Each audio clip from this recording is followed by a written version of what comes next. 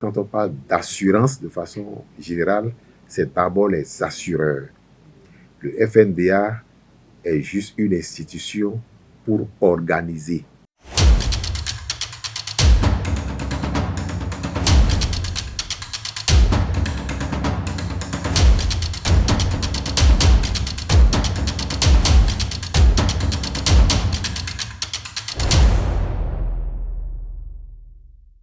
Il n'est pas intéressant qu'on débourse assez de ressources dans le secteur agricole sans, disons, faire attention aux questions de risques qui peuvent s'interposer dans les activités agricoles, alors que les bénéficiaires auraient déjà obtenu des crédits, mais que la campagne n'aurait pas été bonne. Donc c'est pour ça, justement, le FNDA a voulu associer et le financement agricole et l'assurance agricole. Donc c'est dans cette vision-là que le ministère, depuis déjà des années, en tout cas depuis 2016, dans sa politique, a voulu, disons, décrire un peu comment est-ce que cela peut être opérationnalisé. D'abord à travers le FNDA qui s'occupe des questions de financement agricole, mais aussi les questions assurantielles, les mesures assurantielles.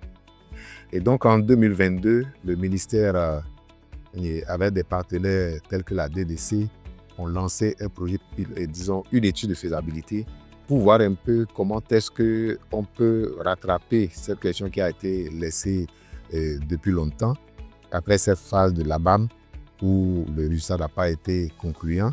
Donc il fallait nécessairement y revenir. Le ministère donc a défini cet aspect dans les documents de politique. Et donc cette étude a été réalisée, étude de faisabilité, qui a révélé des éléments très intéressants qui nous donnent l'assurance qu'on peut vraiment revenir sur la question d'assurance agricole.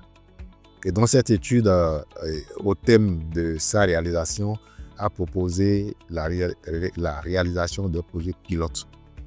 C'est ainsi que l'année passée, l'idée a été lancée et avec les recherches de financement, la recherche de financement où finalement l'essentiel a été bouclé pour que le projet puisse commencer effectivement l'année passée. Nous avons eu l'accord des partenaires financiers tels que la coopération suisse et la coopération luxembourgeoise qui ont voulu vraiment appuyer le projet d'assurance agricole et par des contributions financières pour aider à subventionner les primes d'assurance agricole.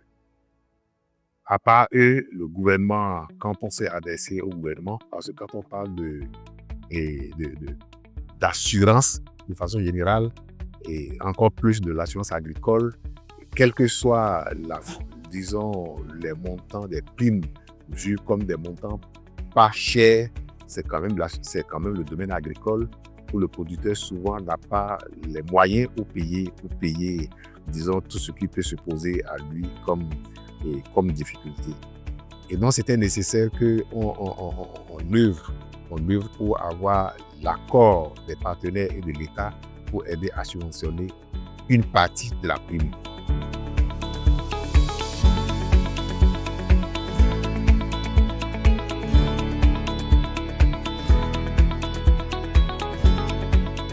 Quand on parle d'assurance de façon générale, c'est d'abord les assureurs. Le FNDA est juste une institution pour organiser. Donc, c'est d'abord les assureurs qui sont le plus concernés, mais c'est le FNDA qui va vers eux et ce n'est pas que les assureurs. Aujourd'hui, il se fait que quand on parle d'assureurs de façon classique, tous, ils l'ont reconnu, n'ont pas la technicité nécessaire qui puisse leur permettre de commercialiser les produits d'assurance agricole. Il faut déjà designer le produit. Ils ne peuvent pas le faire. Ils n'ont pas la compétence technique pour le faire. Et c'est pour ça, au-delà des assureurs, nous avons un partenariat avec un cabinet technique qui sont spécialisés dans ce domaine. C'est le partenaire international Poula, qui n'est pas béninois, qui est vraiment un cabinet international qui a d'expertise de façon opérationnelle et à travers, disons, dans beaucoup de continents, en Afrique, et francophone et anglophone.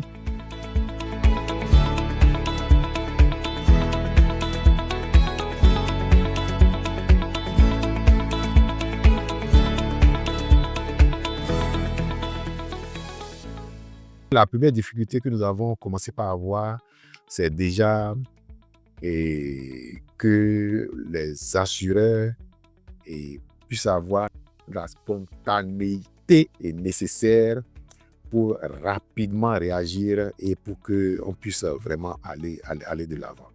Quand nous devrons payer les indemnités, parce qu'à l'issue de la campagne l'année passée, sur les communes qui ont été touchées par cette police-là, il y a 3 qui ont été révélés comme étant des communes sinistrées.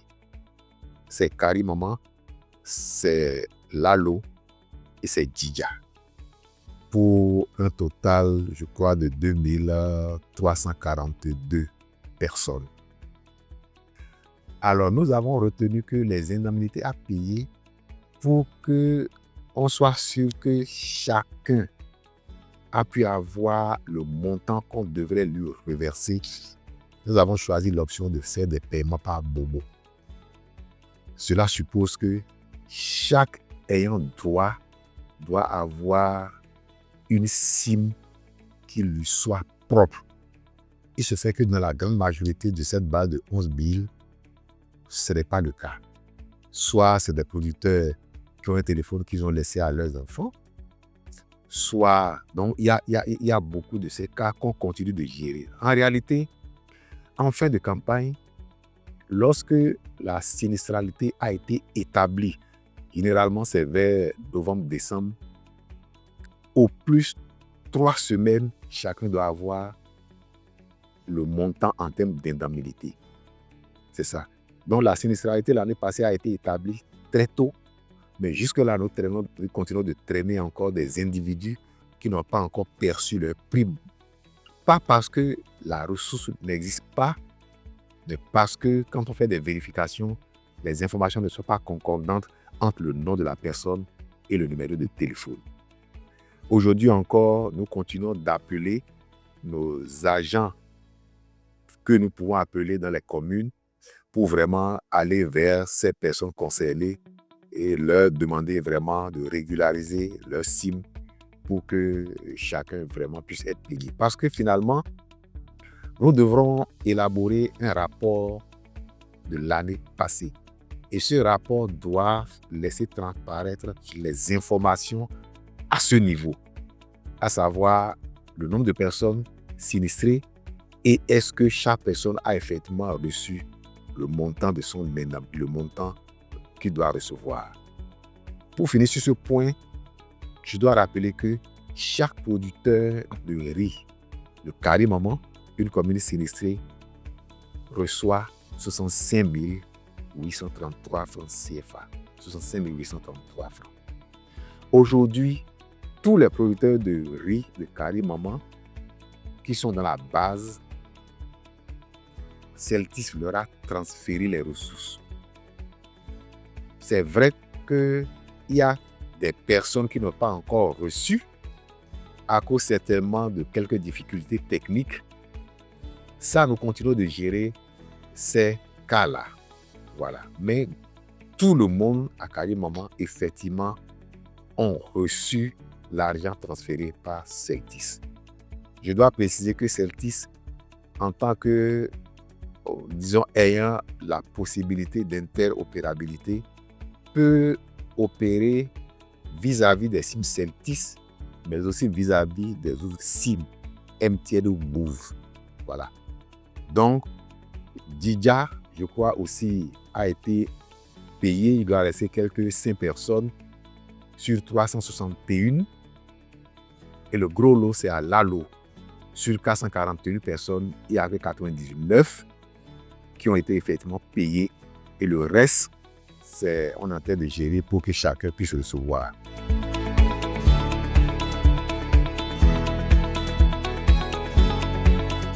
Comme dans un esprit où il faut plus d'assureurs pour partager le risque. L'année passée, c'était 1. Cette année, c'est 2.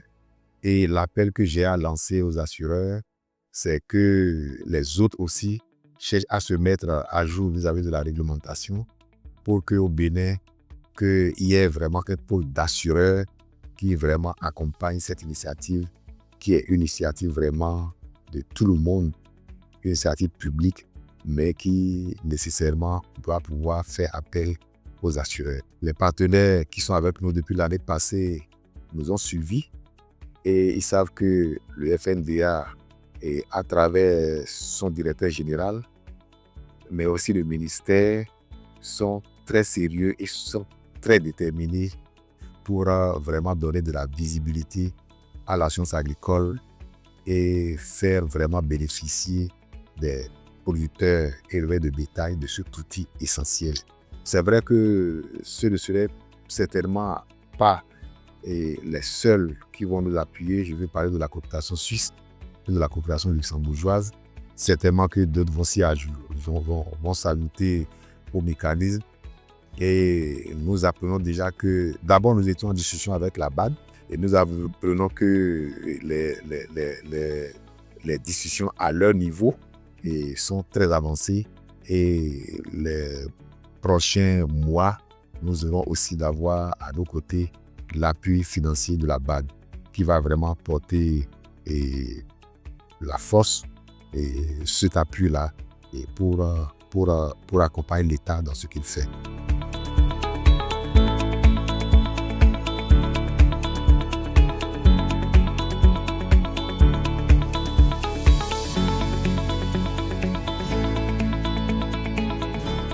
En matière d'assurance agricole, il n'y a pas de difficulté à se casser la tête en disant qu'il faut aller au commissariat pour aller faire des constats de sinistre. Non. Vous êtes tranquillement chez vous en tant que producteur agricole et le sinistre est évalué par les assureurs avec en avant l'acteur, le partenaire technique à l'implémentation qui est Poula. Et c'est lui qui révèle le niveau de sinistre. C'est le partenaire qui révèle les sinistrés. Et vous êtes chez vous, on vient vous informer que vous êtes sinistré. Lorsque l'institution financière se rend compte que vous avez assuré toute votre unité économique, 5 hectares, 200 hectares, et que vous vous adressez à ces institutions pour rechercher du crédit, vous pouvez avoir plus de facilité à obtenir ce crédit-là. Parce que ça vient comme une garantie. Ça peut même, disons, affaiblir les exigences que ces institutions financières opposent aujourd'hui quand l'agriculteur va solliciter du crédit.